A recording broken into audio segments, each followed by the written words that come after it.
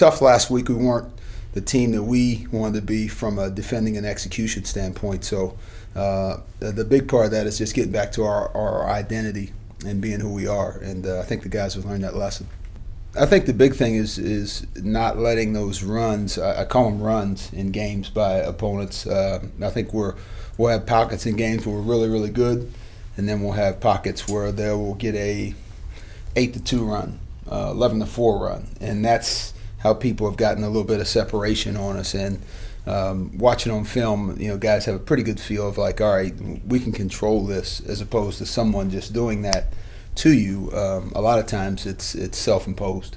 I think if you get too consumed with your opponent, then you really lose track of what you do well and what you should do well. So I say us first in terms of really honing that in and make sure that's crystal clear, both sides of the ball. Everybody to a man knowing, hey, this is why we're good. And when we're good, here's the things we're doing when we are good. But then you also do have to, that opponent's element of, okay, what are they good at and what are they best at and what's the best things you got to do to take those things away. FAU is a very skilled team. They almost play like kind of like an international team. I don't know if I'm using the right analogy or not, but they're crafty, very crafty with the ball. They shoot it really well. They got a couple guys, that just know how to play. I mean, they kind of have the 30-year-old, intelligence behind their games. And so very skilled team. They shoot it well.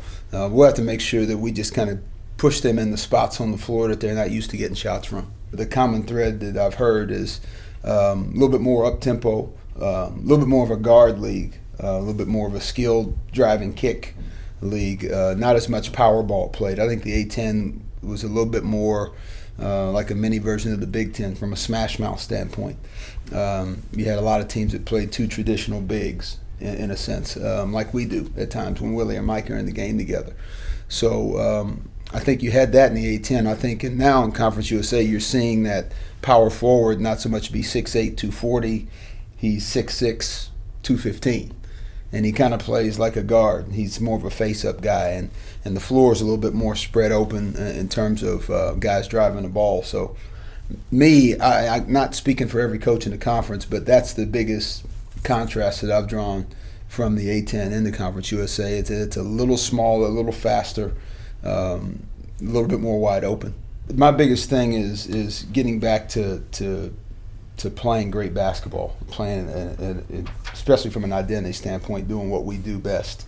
And so usually if you do that, you get the results you want at the end.